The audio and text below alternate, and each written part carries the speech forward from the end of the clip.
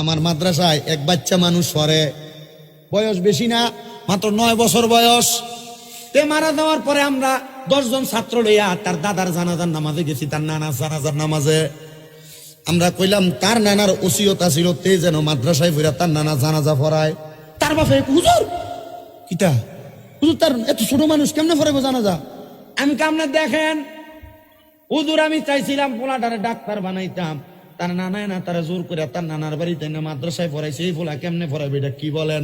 আমি কইছি দিয়া দেখেন না বেটা এমনে ছোট, যাতে মাতাল তালে ঠিক, এটা দান্না মরিচ হইয়া রইছে।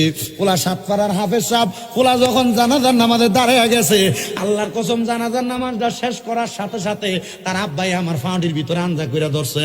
হুজুর এতদিন দেখছি জানাজার মাঠে হুজুররা ইমামতি করে, আজকে দিয়ে আমার ফুতে তার নানা ইমামতি করতেছে। তার মানে বোঝা যায় ছোট ছোট বাচ্চারা মাদ্রাসায় পড়ায়।